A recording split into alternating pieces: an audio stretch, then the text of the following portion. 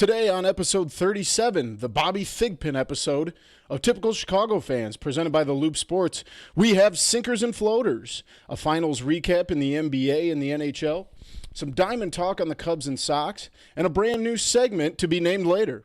Let's roll. One of the sponsors of today's podcast is 26shirts.com Chicago. We are excited to partner with 26 Shirts again for the month of June. 26 Shirts sells cool t-shirts backed by an even cooler mission, helping people in need. Every 2 weeks, they offer an exclusive t-shirt for $25, and a portion of the proceeds from each sale goes to help a person or family in need or an organization heavily involved in community outreach. The artists who provide the designs receive a percentage. A life is impacted, and you get a limited edition sports-themed t-shirt that will go in the 26 Shirts vault, never to be printed again. Portions of the proceeds from the sales of these shirts go to help a person in need of serious financial assistance due to overwhelming medical bills. You can read more about this particular cause on the website.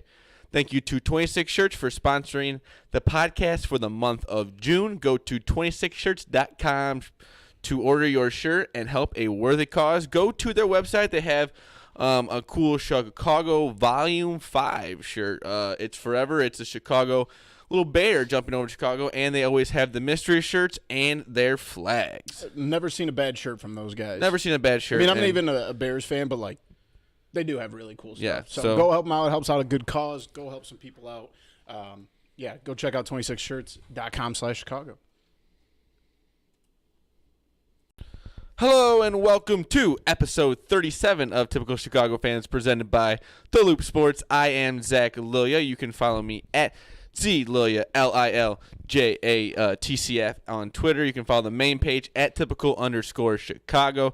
Follow Loop Sports at the Loop_Sports. You follow us on Facebook. We do a weekday show. It's usually between Tuesdays and Thursdays, about 8 o'clock. We do that on Typical Chicago Fans Facebook. Usually the Loop Sports will share it for us. They are on Facebook, and then go to Instagram. We got Typical Chicago Fans and the Loop Sports. Hey, what's up, everybody? It's Boomy over here. Make sure you follow me on Twitter at BoomyTCF.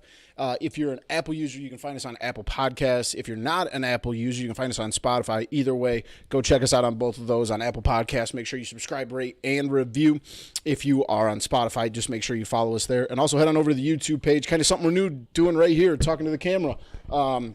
Well, this is the first time we've ever video recorded ourselves recording a podcast. So what we're going to do is we're going to do this from now on because we know some people are just YouTube people, and we're going to keep adding to it. So stay with us and make sure you head on over to YouTube, type in Typical Chicago Fans, and smash that red subscribe button. Yeah, we think there's a lot we can do with the video version. So Boomy over here, before we got going, we have been kind of talking about it, and I couldn't really think of any way to do it. And we got this new way of doing it, and we think it's going to be cool. A lot of opportunities for cutting up videos, our reactions, because we really do.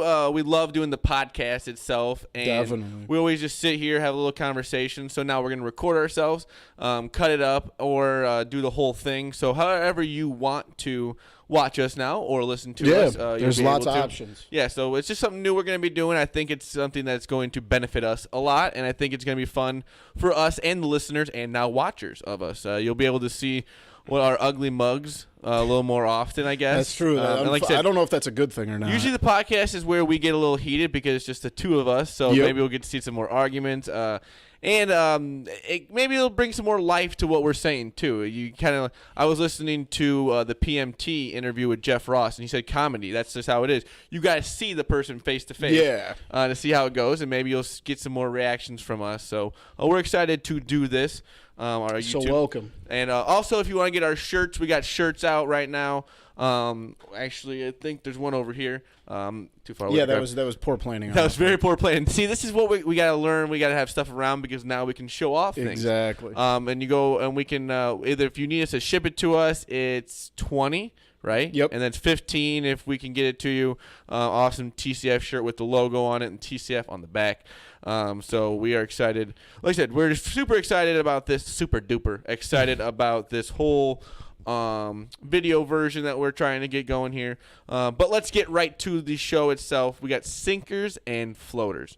I would like to start. Okay. My sinker is Mitch Trubisky. How is that a sinker? What a terrible leader, okay? A real leader would have, let his underappreciated offensive lineman get out, take that moment. He should have stepped aside. We talked about this last week. The offensive linemen don't get enough love. Most of the time, people don't even know their names. Aaron Rodgers was kind enough to let David Bakhtiari have his moment in the sun and be the guy for a second. And Mitch Trubisky jumps in front of Kyle Long and just cucks his moment. Like, that's just rude. I call it selfishness. No, that's very wrong of you. First of all, you keep saying this, how that the offensive lineman for the Packers didn't drink 2 beers. He could have at least drank 1 beer. It's not, if he would have drank 2 beers, yes, maybe he would have been. It wasn't about him. It was about David Bakhtiari. That's so stupid. That's just good leadership. Shut up. That's what I want in my quarterback. No, it's just dumb. And you want I a quarterback that was staged. The White Sox were like, hey, in the 3rd inning after the so first out. So was the one at the Bucks game. I mean, they were going around. Everyone was drinking. Yeah, you refuse to believe that. But that's just bad leadership on Mitchell's part. That's an idiotic thing to say. I think it shows that he has more grit. He can at least. He chugged about 3 or 4 beers. It's just rude. No, it's actually having a. Sorry, Kyle Long. I wish you could have had that moment in the spotlight. As someone who used to play on the offensive line, he did. He beat him. He man. actually beat him in the chug, so he did have his time in the moment. Yeah, but not as big enough of a time as he should have. You're stumbling over your words right now. A good leader would have just stepped off the camera and just let Kyle had his moment, and that's what. A real guy would have drank a full beer, and that's what he did 2 to 3 times. So no, it's awesome. My sinker is the 8-way tie the National Spelling Bee had. You were telling me this. This is an insane story. So they have I don't know if there's projected 20 rounds, but they got to the 17th round and they still had 8 contestants. So they said, if you guys make it to the 20th round, whoever makes it gets to win. They get a co-champion or they get to be whatever, however That's it such a 2019 thing, too. But they had run out of words because they were in the 17th round with still 8 kids, made it to the 20th round, still had 8 kids. All 8 kids got $50,000. $50,000 and some trophy. All right, let's do some math here for a second. You said 8 kids, 20 rounds. Yeah. That's 160 words. They said they were running out of words. Hard words. Because these words were per kid. These words were unbelievable. Oh, yeah. You could put unbelievable words. Put guns to our heads and give us a Google, and we couldn't figure that out. No, I mean some of these words I don't even. And then the way they asked for the origin. Yeah, and that's got to be eliminated. You got to. I think if you want this, especially when you get to these later rounds, if you want these kids, we need one winner. We always need one winner. We're gonna be there. I'll be there for 2 days if they need to be. Keep making them spell make up words because one of them's gonna screw up. Make up words. Yes. But my thing is, what was I going with here? About all the questions you were saying about how. Yes, you should limit. You get 1 to 2 hints. Yes. 2 hints when you start getting later. You can have 2 hints the whole time, and then when you get later, you get 1 hint. Because these hints apparently are helping them spell the words. Yeah, I don't get how that works. Eliminate the writing on the hand stuff. I don't like that either. How can you just hear what the origin of a word is and then realize how to spell it? It's because of the way the dialect. Is it because we have I before E except after C? I think in other dialects that might not be the same. So okay. I don't know, but either way, let's also think about that. 8 winners at $50,000 each. That's $400,000 if my math is correct. That's a lot of. So is the spelling bee canceled for the next 7 years so they can come up with that money? I honestly started thinking about that. You were like, I'm just gonna give maybe 1 to 2 kids $50,000. 8 kids, $50,000. Oh, somebody at Scripps is getting fired because. But it wasn't honestly. I was watching it because it was later at night. You would watch the spelling. It was intense. It was intense. I'm not gonna lie. It was pretty intense. They showed the parents in the crowd, and then the kids were going crazy. There was a local kid actually to us in Utica that was because they invite 500 kids, and then they televised down to the last 20 it was. Yeah, I guess they were there for a while. Oh yeah, they're there for days, and then they televised the last 30 or whatever. But there was a kid from Utica in that, so shout out to him. My floater is college sports, and I love college. We've been over this a million times. I love college sports, college basketball. My favorite time of the year. College football I prefer over the NFL. This is a great time of year for college sports because right now we have college baseball just started the national tournament. We have women's softball World Series is going on right now. Lacrosse just ended last week. And like I said, just being a fan of college sports, I love it. Sadly, we will not be making our trip to Omaha as the Fighting Illini have been knocked out of the tournament. They got stuck in a tough regional. But also, I hate doing this as an NIU grad, but shout out to Illinois State. They beat Indiana yesterday, beat Louisville. It's like those games that I love to watch where me and you sat here and watched Creighton just beat Oregon State. Yep. So it's like that kind of time where you have a Saturday and a Sunday. It's almost like that first couple days of the NCAA basketball tournament where there's baseball games on from like 9 a.m. till there'll be probably a game on at like 1 o'clock in the morning. I love following it. I don't know about you. I also get into kind of like the scouting and stuff. Like that kid we were watching from Oregon State is going to be a first-round pick. I was kind of interested to see him. So yeah, just stuff like that. I love it. Early June's a great time for college sports. Yeah, it's a great time for college sports. It's always running ESPN, ESPN2, ESPNU. They're all filled up by college baseball or college softball. So if you're a big baseball fan in general, you are intrigued by this time of year. My floater is, well, this is good for Boomy over here. My thoughts on robot umps. Boomy had been telling me I just kind of wanted to go against him on it. But it's gotten to be ridiculous with some of these. And I know it's maybe because you get to see the strike zone on the TV. And, yes, you are sitting at home. It's easy for us to say it's not it's a striker ball because we get to see it right away. But some of these are becoming unbelievable, and if there's a way to fix it, we should. We've already done it with replays for you get to challenge this and that. You've kind of taken some stuff from the NFL. But my thing is I just don't ever see it happening. I just don't see them taking the ump from behind the plate and making it a robot ump. And I know how you talked about how it could go about it, and I'm not saying you're wrong. I just don't see baseball going that direction. Here's what my realistic expectation of this is. You will, in the near future, I don't think this is far away, you'll be able to challenge a ball or strike. Yeah. Because of the box and everything that they have, you'll be able to challenge. Like Joe last night could have went out and said, I want to challenge where that pitch was. And that's something you can take quick care of very, very quickly. Yes. I mean, you don't even have to. Usually what they should do is have a guy sitting literally, dead nuts right behind home plate between the two dugouts, and he's on a monitor with the square.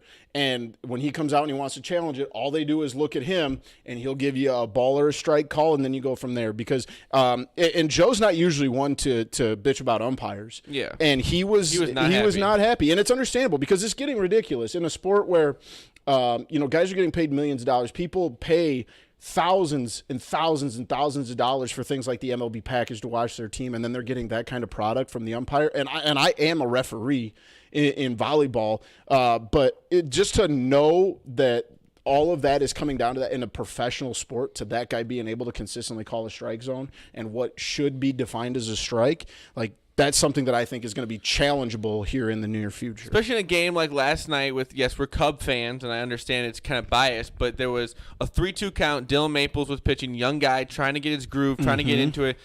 Clearly it was a strike. I mean, it was if not above the knees, right at the knees, and they called it a ball, ruined it. The momentum kind of went in the Cardinals' direction, had a tough time getting out of it. They ended up winning on that was one of the weirdest shifts I've ever seen. Yeah. They had somebody in left field was in third base. Yeah, the guy was a dead pole hitter. El Moro was out there in left, just kind of out there trying to do whatever he could do.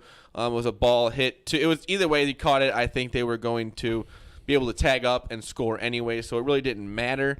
But yeah, it's just these little calls like this are going to start. Like I said, last night, there would have been 2 outs instead of 1 out. Yes, exactly. They would have been a lot better spot, and it would have just been a lot better for the game itself. But I guess you don't go off of one play. There's been multiple plays over the last month or so that will help that cause. But in my eyes, I just don't see it. Well, also, sadly. I mean, think about it. The Cubs had to come down to game 163 last year, remember? Yes. So I sadly do, yes. Yeah. So in a world where maybe, that strike goes in the Cubs' favor last night and they come out to win that game in the next inning or whatever it is, like, you don't want to take the chance of, I know it's a long season and you should take care of business, but you don't want to have that coming down to, where, especially if you go into a game 163, and especially if there's not a wild card on the line, then you could look at it and be like, well, this is the reason that this team didn't make the playoffs, because they lost, 3 games on a last second call, or a last inning call, I guess is the best word, but just something along those. You don't want that to happen. So my always thought is, if you have the technology, then use it. Yeah. So that's kind of where I still sit. I'm glad you're coming to my side. Also, a floater is Illinois has legalized marijuana, and also hopefully moving sports forward, sports gambling. So it's and not even just for the fact of, yes, now you can as of January 1st, is it 2020? You can legally smoke pot. But I think it's a smart thing for our state going forward. I'm not really in the nose of politics, this and that, but I understand. Yeah, we're going to pay through the roof for it. But what I understand is I'll gladly pay that little bit of a tax if I know that it's going to a good place. Maybe it'll help our state. And I think it will. I think that's something like hopefully gambling, and because you've already seen it work in other states where they're making money off of it. Yeah. So anything that can help the state. And I hate to get even into politics at all, and I'm not going to go sides, but like, Illinois has a problem with funding. We all know that Illinois is one of the brokest states in the country, and it would be nice, and I'm probably not going to read the entire bill because it's massive, but I want to know where that tax money is being allocated, because there are so many things, like you said. Think about just driving on the road. there's so many millions of things you could come up with to spend that money on. Let's hope it doesn't go to construction, pensions and all that construction kind of that's always going on. Yeah, the crazy politicians' pensions. I shouldn't say just pensions, but like kind of the crazy political stuff. Like, use it to make Illinois the state that it can be. Yes. Let's move on to NBA Finals talk. We had Game 1. That was Thursday night. The Raptors ended up winning. You got it right this time too. The Rafters didn't even play. I got for the camera. I'm starting to get ready. I'm getting better at polishing up my words. But they won 118 to 109. Wasn't a good game by the Warriors. The Warriors, who have been struggling. DeMarcus Cousins back, played 8 minutes in Game 1, 3 points, 2 assists, 2 steals, whatever. Here's a crazy stat I threw at you, Boomy, before. Andre, did I say it right there? Right? Andre Iguodala. Yep. Injured. Is he injured? That's a question. But he's 0 for 4 in Game 1 from 3-point. 0 for 7 from 3-point field goal in the Western Conference Finals. He has not made his last 3-point field goal was in Game 6 of the conference semis, which would have been against Houston. Jesus. So that has been a while. I know maybe feels like that was a month ago. It's almost been. Especially, okay, let's get into this first. The way they had this set up, Thursday, and you don't play till Sunday. That's kind of crazy. Ridiculous. Give me a Saturday game. Especially because it's Game 1 and 2. They don't have to do any traveling. Hockey had less of a off day. But it's if they were flying from Toronto back to Oakland, then I'd be okay with it. But it's unbelievable. But they literally are staying in the same town. It's not like anybody got on a plane and went back to Oakland. No. We did talk about on the live show some of the X factors, and one, that we talked about a guy who's we also discussed possible MVP situations, and I believe it was Gamer that had said Draymond Green. Draymond came out, had 10, 10, and 10. Yeah, it's like his third triple-double this playoffs. Is it his third in a row, maybe? Yeah. He is on a roll, and I think he is the most reliant player, one of the most reliant players in playoffs right now. Yeah. I understand. He's not going to give you the Steph Curry's 35, but he's out there doing everything, and he's playing defense. And I know Siakam had 32. Yeah. I don't think who was guarding him. Would it have been what is his name? It Kevin Looney? Because Siakam was 14 of 17 from the field. Yeah. Very efficient. Or was it Andre? No, it might have been Andre Iguodala, which could explain a lot of things. Yeah. But Fred, 15 points Shout off out the bench, Freddie 5 of 8. 5, baby. Kawhi had 23, but was 5 of 14 I feel like he must have gone to the free throw line quite a bit. Marcus All also had 20 points. So the big thing that jumped out to me when I was watching the game, and you know my brain, right? The ADD doesn't really allow me just to like glue to a game unless it's like the Super Bowl or playoff game. Which it kind of is. The Cubs playoff game. You know what I'm saying, though. But especially if you really do think about it, though, it is the Super Bowl. Yeah, but like this year, I was more interested in it because it was the Rams. But if it was just like Super Bowl 2 years ago, I couldn't tell you one thing that happened. Just I don't pay attention like that. But it felt like every time that I looked up at the screen, and Fred only had 15, but it felt like every time I looked up for a stretch of time, he was doing something to contribute. He had 15, he had 2 assists and a rebound. It felt like it just must be kind of the magic of the way the world works. It felt like every time I looked up, or maybe it wasn't the first, but I look up and he's making that, he gets bumped from the side and kind of makes that crazy scoop layup as he's falling. And then I saw him get his rebound. I saw a couple nice assists. And he was kind of my X factor. I didn't even say specifically him. I said anybody that wasn't Kawhi Leonard, and Siakam we got that with Pascal Siakam. We got that with Fred coming off the bench, and that's why they won that game. Marcus All having a good game. Yeah, guys are contributing, but I also don't think you're going to get this game from the Warriors a lot. They struggled a lot. They just couldn't get their rhythm going. You would think every time you thought maybe they'd be getting back, the Raptors just got back the lead, kept it within about 10 or so. And always seem like mostly in control of the game. Here's what really jumps out to me as I look at the box set. Box set. The Toronto Raptors had all but one of their guys that played that had a plus minus. The only guy that didn't was Serge Ibaka. Now the Warriors, on the other hand, only had 2 guys that had a positive plus minus. Who was that? And that was a guy who played 4 seconds. And another guy who played 8 minutes and 26 seconds, and that was Jacob Evans and Alfonso McKinney, I'm sorry. So having only, you have Clay at -10. All these guys in the negatives, so that's going to explain why you're, struggling if you can't give those buckets. Like Steph had 34, but he was -9. Yeah. So it's that kind of give and take. And I'll be honest, and we talked about this the other day, the Raptors just looked like the hotter team. I don't think necessarily like I'm ready to crown them as the champions yet, but they looked like a well-oiled machine. It's going to be a good series, I think. Yes. It's going to be it's going to at least, I think, go 6 or 7. I called 7. Yeah, and maybe the Raptors can pull it out here. I don't know. Maybe KD will come back. Maybe he won't. Do you think he's secretly happy that the Warriors maybe lost Game 1? Maybe need KD back to come save the day? Okay, so the way I look at it is like it's easy to sit back and say like, yeah, he'd be jealous that they're or he'd be happy that they're winning. That he'd be jealous if they were losing. But I think deep down inside of every athlete, no matter what your personality is, what your persona is, I think no matter injured, whatever the case is, you want your team to win. So I don't know if I'd go that far. I know he'd rather be out there. He does have kind of a weird personality, but he is a gamer and he lives for games like these. So maybe he's excited that maybe it won't be a sweep, and if it goes 5, he might be healthy. But I don't think being excited or happy about his team losing, I don't think that's the right word. But there probably is something a little bit there, but I think he's excited that he might get that opportunity here. I think he's excited 8-5-6. for the fact that they're going to need him back, and because even in the everybody likes to be wanted. Yeah, the conference, right? Even in the conference finals, they really didn't need him. They kind of took care of Portland without him. So everyone wants to be needed, and especially a guy who has done so much for the Warriors and really not gotten as much love as you think he should. Well, maybe he does, but then once the game starts and he's sitting there watching, maybe then that trigger goes off. Like, all right, these are my boys. Like, we've been together now 3 years. I want the best.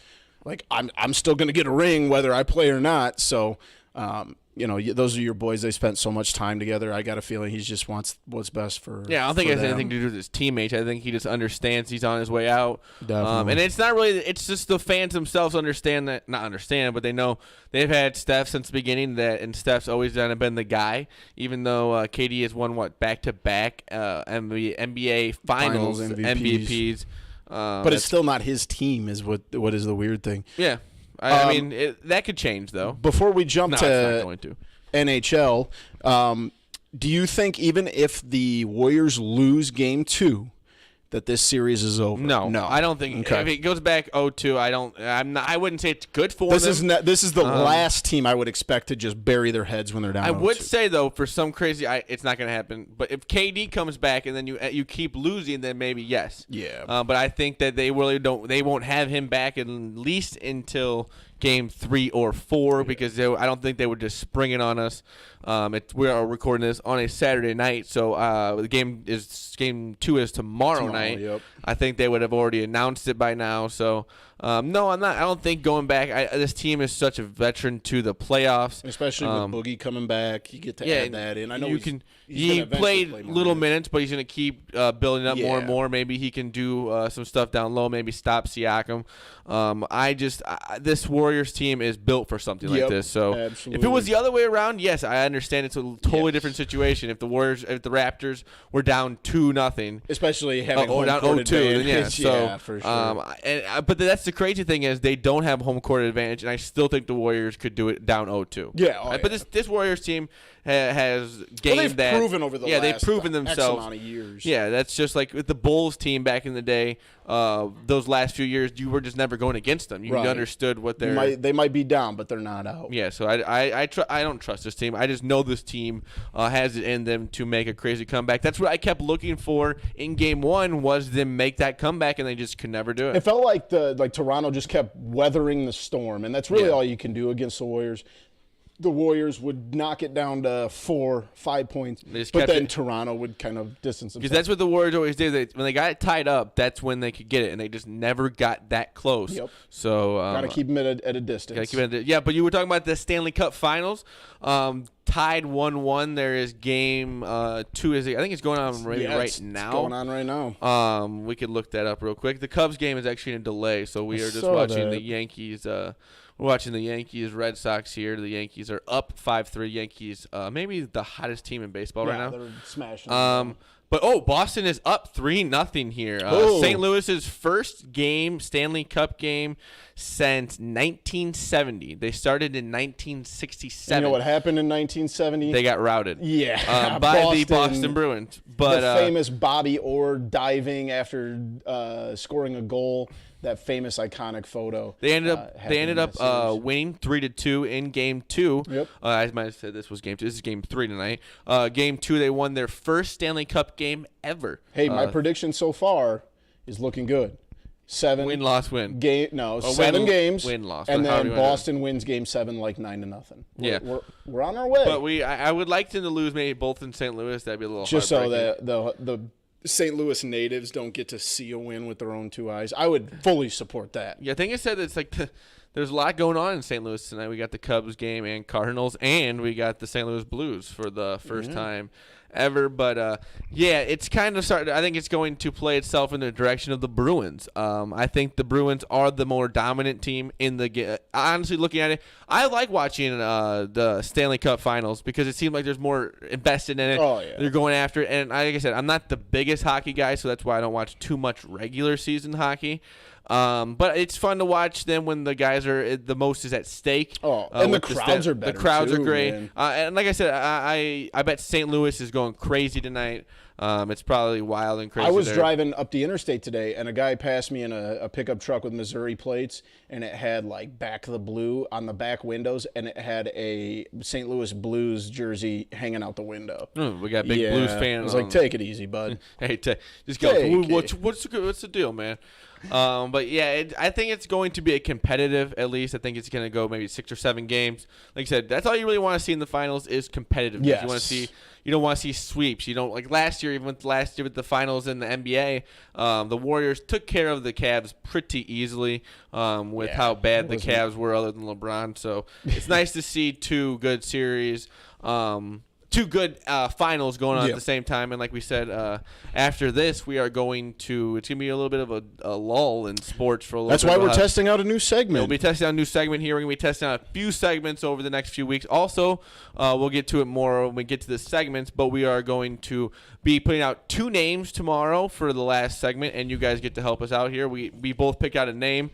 So we're going to be doing some fun stuff with that over the next few weeks, getting ourselves ready for the little bit of a lull, get some segments ready to get some more content coming at you. Especially with the video here, we can start doing some fun stuff with that. We're excited about that. So, yeah, like I said, vote for Zelo, whatever. But the thing is, we're not going to be saying who was who. So that's kind of going to...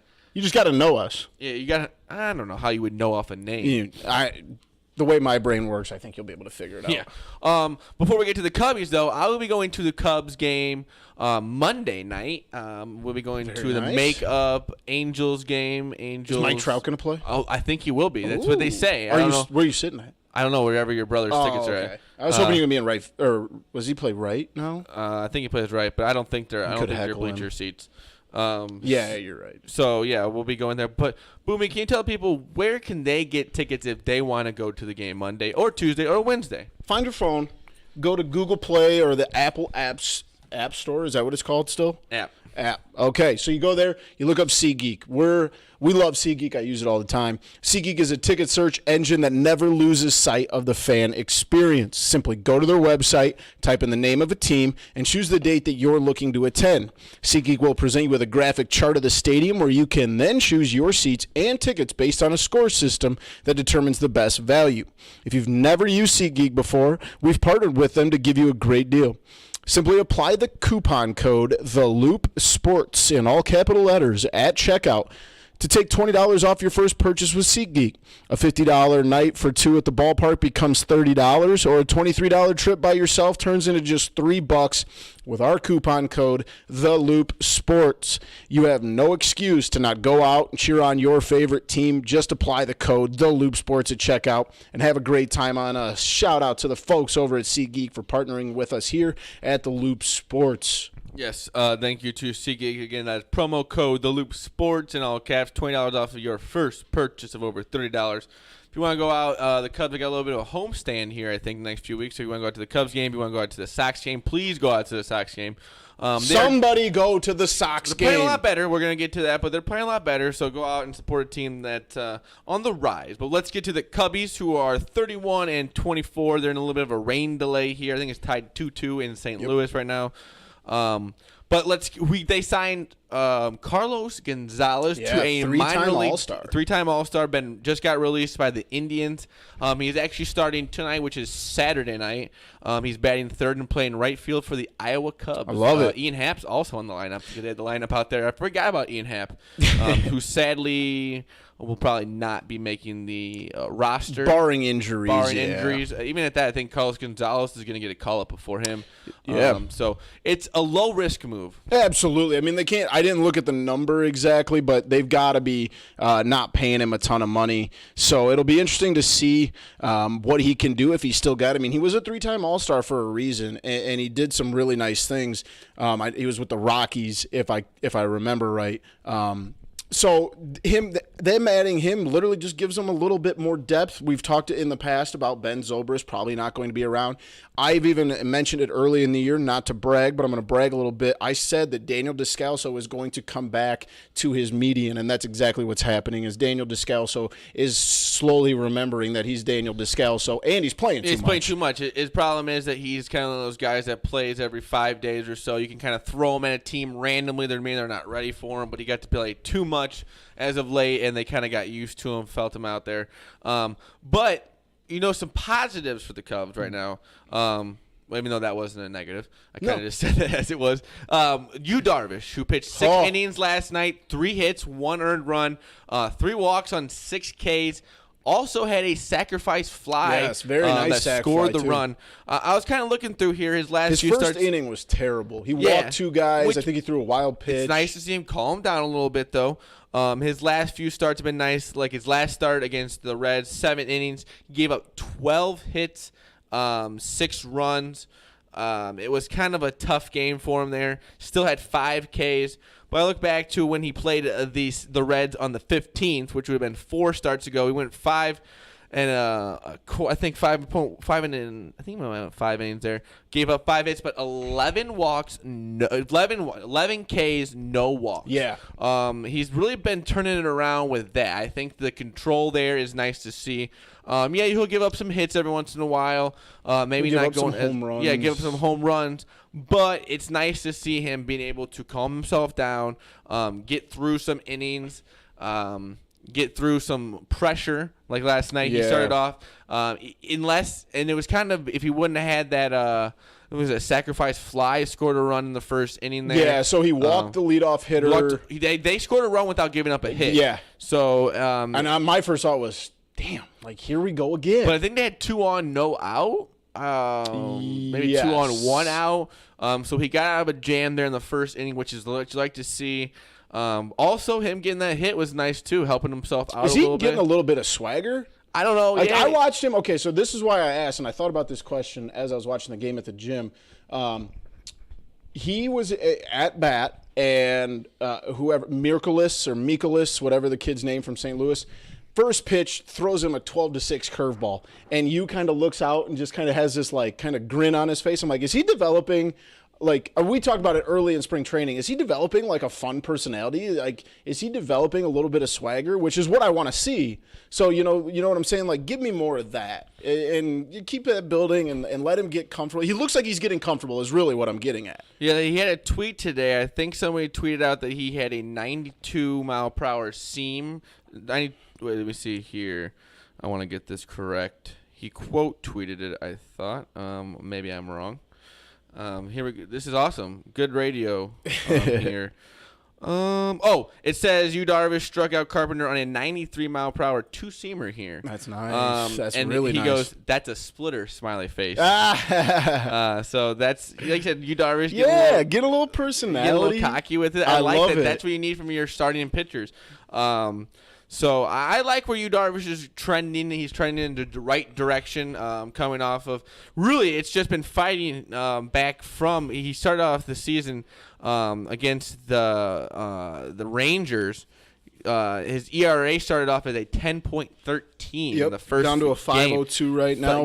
So he really fought back in the right way. He's trended in the right direction pretty much every game. He got it down to about 5 at one point, and then it kind of rose back up a little bit, but he's got it under control. I really like what he's doing.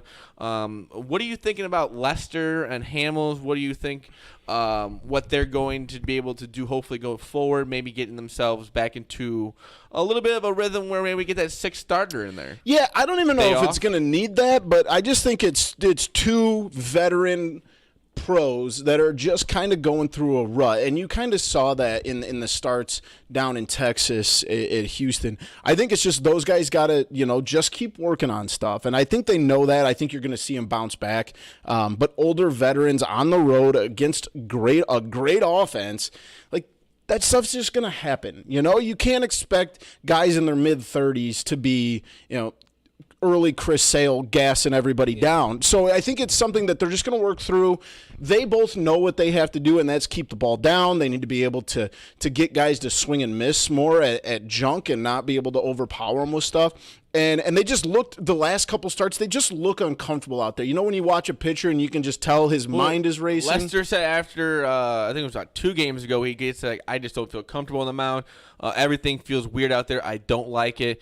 I got to change something up. Yeah. But it's nice. He understands it, and he's professional to the point where I trust that he can fix that without having to screw anything else up. And I don't know where you sit, but I really like Tommy Hotovy, the Cubs pitching coach. I think that he, with his analytics and the way that the reason he was brought in, the sabermetric stuff, that he's going to be able to find a way to make these guys, work out. And I think you guys know me. I'm kind of eternally optimistic.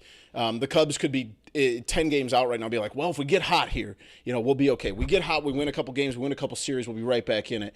But I think that Tommy Hotovy has shown, I don't think what happened early was his fault with the bullpen issues. So let's just see if they can fix it here. And I don't think there's a sense of urgency, but just get back to being comfortable and being confident on the mound that your stuff is what it is. I mean, they just don't look very confident in their junk right now. No, but we got two guys. We got two guys who you can trust to get it going in the other direction at any point, and really just get them to the playoffs. Is what I say. Yes. Get those guys in there. Those guys you can trust. Did you see the news? The big news this morning. No. The Cubs have admitted they will be in on Craig Kimbrel. Yeah, I mean, that's not the new. I think that what is it, today? They can. When is it that the. Well, the draft is Monday. So maybe you have I'm to wait wondering till if then. it's after the draft. Yeah, so I think it's nice that the Cubs have come out and said it. I think that's going to help their odds of getting him. Mm-hmm. I think that they are really, over the last few weeks, yes, we said you can't get frustrated by the bullpen too much because we've still seen some good things from here. That goes into my next question. Who from this bullpen do you trust? I got some names here. Kyle Ryan, Yes. Steve Cishek, Brandon Kinsler, Brad Brock, Carl Edwards, and Strope's back soon. Am I missing some names here? Maples. Dylan Maples, yeah. Thrown. I think I liked what he had. He went out there last night after the blown call there. The next hitter, I don't think he threw four straight balls where nothing was really in the zone. So I think he kind of gets in his own head a little bit.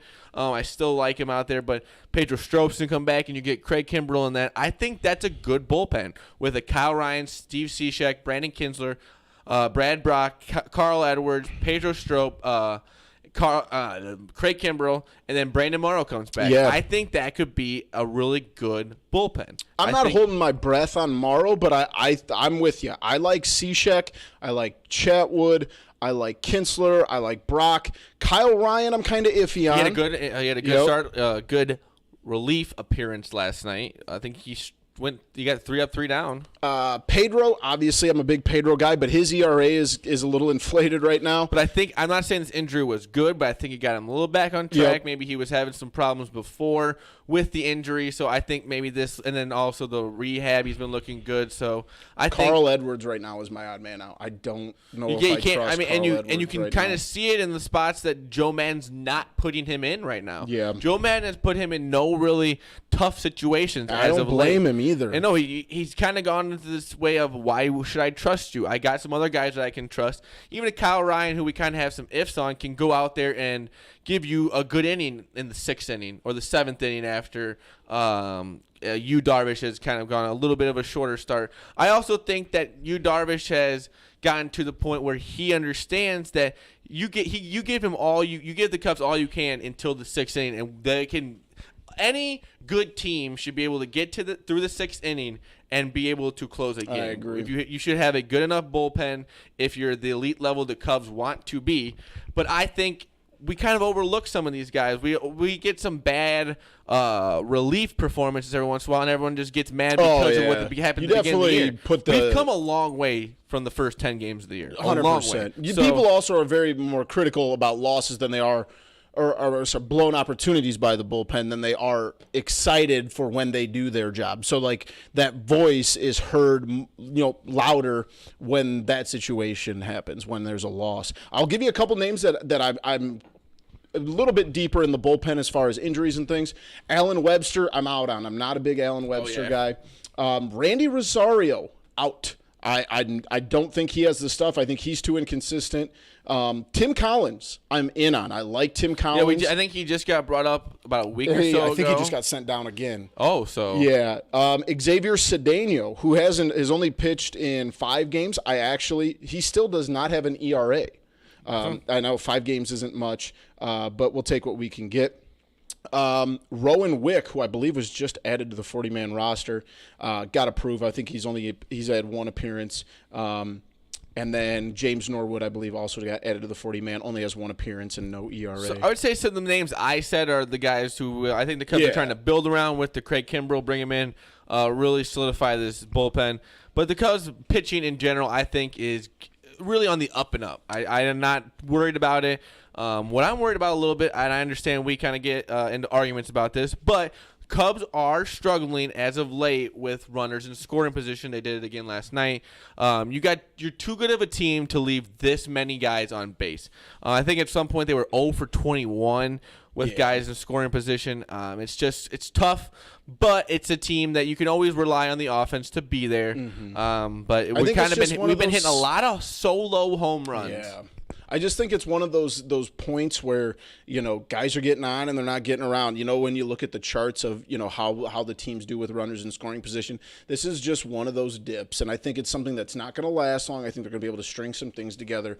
I'm not, panicking yet, but I definitely agree there is a little bit of room for concern. But like you said, this offense is so good that you just feel at any moment they could just turn that switch and just get everybody in. Yeah. But also, good teams leave guys on base because they have guys who get hits. And baseball is so hard to even get a hit. Javi's been struggling behind at batting, and he had the night off tonight. They said he's kind of trying to still nurse that heel injury, so maybe that's been bothering him a little bit. Who knows? But I think he'll get back on track. I think the Cubs are going to maybe rest him, maybe the rest of this series.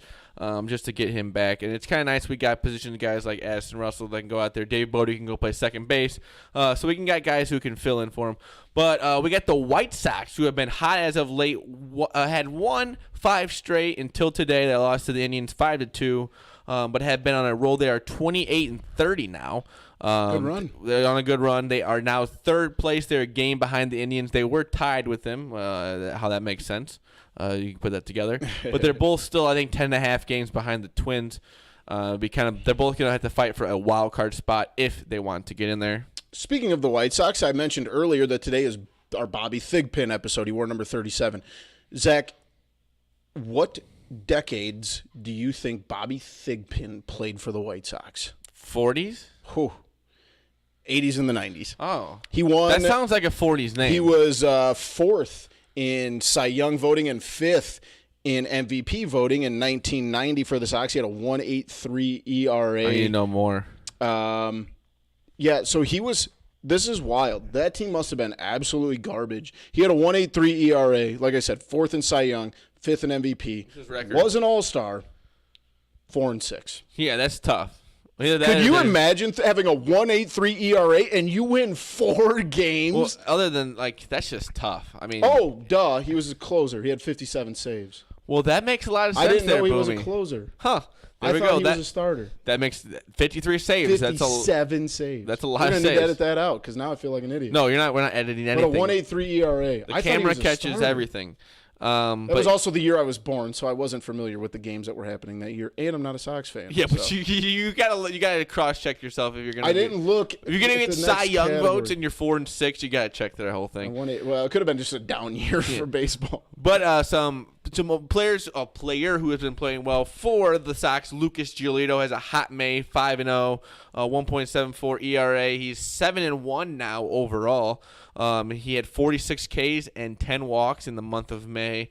Really, it's got to be nice for the White Sox to be getting an ace, at least for this season. Moving forward, a guy who could be a 2 or 3. Guys, you can throw some. Michael Kopech will be there next year, Rodon, and then maybe get Dallas Keuchel here in the next few days. So I think that Lucas Giolito doing so well is a huge relief for the White Sox, knowing that at least they have one guy this year that they can go into next year really relying on, and then the guy that they can kind of put with Kopech there. And like I said, Rodon will be back, and you maybe get some arms in the offseason. Here's the issue with the White Sox. Yes, they've been hot lately, but let's look at some of the ERAs. And I'm not a big ERA guy, but like you said, Lucas Giolito, 2.85 ERA. He is 7-1. He is killing things right now. But then you look, Reynaldo Lopez, 6.2. Ivan Nova, 6.52. Manny Banuelos, I'm not even sure if I'm saying that right, 7.36. And I think he was the guy that was brought in to replace Rodon. Dylan Covey, even still, 4.73. So these guys, I think right now, if I was picking teams, just to play a pickup game, a professional pickup game in Chicago, I think if I had to take a pitcher right now, I'm taking Lucas Giolito because of the streak he's on. But, man, they're not getting a ton. Luckily, they've been pitching well here in the last couple weeks, but that's got to be something. And I'll let you go, but I got a question I need to ask you about their closer. Well, that kind of goes to my point of That's why they're so excited about Lucas Giolito, is because the other 4 guys are not going to be there most likely when they're going to be on a run at some point. So I think it's nice to at least have a guy a pitcher who has emerged this year to become one of the stars of the team, maybe an all-star, probably an all-star coming up here, and be a kind of a nice little spot for the White Sox going forward. And another good thing that's happening to them this season. Yeah, my biggest question, and this is something I saw on Twitter, their closer, Alex Colome, I think is how you pronounce it, is having a really solid year. He has 11 saves already, 1.59 ERA. He's pitching really well right now. His WHIP is only .57. The Cubs. That's what I keep hearing, is that might be a trade spot. Now, getting towards the trade deadline, if the White Sox sit 3 games from a wild card spot, do you move your closer? No, I think you save him. You ride it out. Because I don't know if you're going to get what you need for him. I really don't know what you're not going to get too much for him because teams know that you want their prospects more than they need your closer in a way in their mind. So, no, I think that they're going to probably hold on to him. If it comes down to that, I just don't see them moving him. But it'd be nice if they moved him to the Cubs. Yeah, I would definitely accept that. That's really good. I did not know how. It's kind of a closer that's he was the kid they radar. signed from the Mariners. That was a big signing. I remember that. I mean, his numbers are really good. He's only given up 4 runs, 8 hits. Has he had? He has pitched in 23 games. So that's good. Yeah. I mean, White Sox have won 28, so it's probably been pretty much all of the wins. Yeah, I mean he's pitching really well right now. He's probably outside of Lucas Giolito, probably the most reliant White Sox Cubs pitcher. Uniform. Yeah. But let's move on to our segments. Like we said, we got a little bit of a lull in the sports here coming up here after the NBA and NHL finals. We'll have some baseball leading into football, but we're going to be working on some segments that we're going to be maybe putting at the beginning of the show coming up here if we like them, if you guys like them. This one, I will give my name, which is TCF Sports Trivia, Sports Fact or Fiction. All right. And then Boomy's is? TCF tells the truth? Question mark. Arf. So you want me to explain it? What? Oh, yeah. So each of us are going to read a statement, and the other person is going to have to figure out whether that statement about said sports fact is true or false, fact or fiction. And that's kind of just a running gag of who can be better at predicting what is real and what is not. Would you like to start, or would you like me to? I'll go first. All right, let's hear it. If you ref a Super Bowl, you also get a Super Bowl ring. Yes, you do. Yes. Fact. I did not know that. Yes. I've seen a couple of them. They're not like the bling bling ones, They're but smaller, aren't they? Yeah. And they look like a class ring, don't they? Good. Yeah. All right. So mine, Roger Bannister, the man who ran the first recorded 4-minute mile.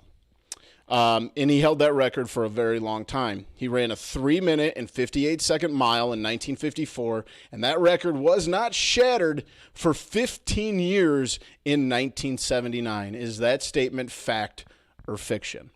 Fiction.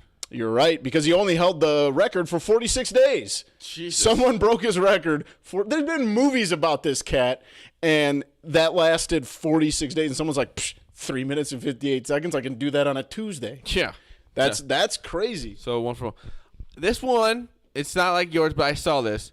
There are 18 minutes of total action in a baseball game. I thought it was less than that. I thought it was like 9.5 minutes. I thought that was a fact I saw that I was looking up. We might be wrong. So I'm going to go fiction. No, it's fact.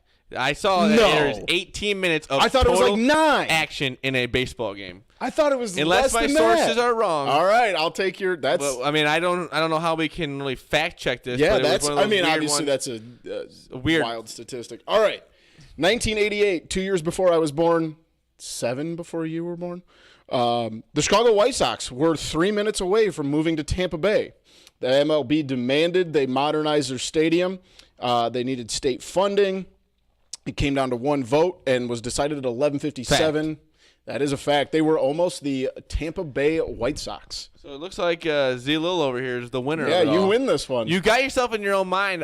Maybe you're right. No, I'm not saying you're not right. But I saw 18 minutes of total action in a baseball game. Yeah, that makes a lot of sense. 3+ hours. Of yeah, stuff. that is kind of crazy though. One of those things you said 9 minutes. Either of those is just crazy. I would think you would think at least 30 minutes, 40 minutes.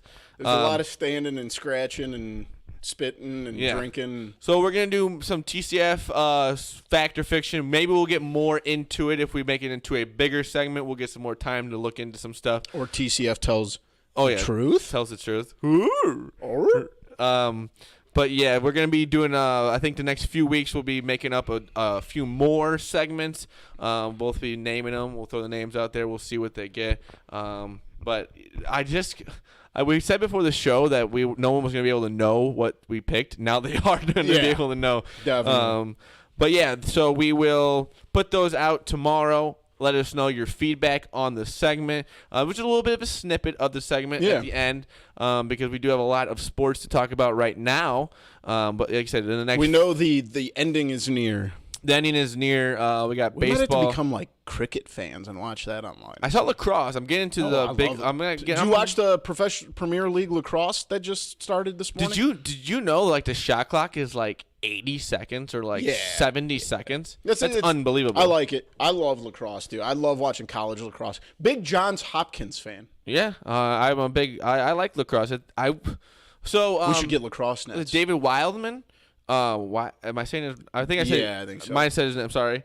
I'm a big fan of him. He's a lacrosse coach. I didn't know that. I think we need to get out this there. Dude for. We need to get out there, and he needs to give us. I'll be goalie. Lacrosse. Yeah, I'm going to take some shots. You ain't scoring it. Oh. So I think that'd be some cool. Maybe we'll get him on the show here next week. We'll talk to him about a little bit about lacrosse. And then we should start watching lacrosse a little bit more consistently. Yeah, because I watch it like twice a year. So maybe we'll get him on here. We'll get ourselves set up here, and we'll become lacrosse guys. And maybe we'll get into lacrosse a little bit. Maybe make some video content. I love it. Stonewall, baby, you ain't getting anything. Yeah, I'm going to easily score on you. Yeah, right. But thank you for listening and watching episode 37. Bobby Thigpen episode closer that we learned about tonight in the 80s and 90s. Yep. I thought it was 40 years before, but.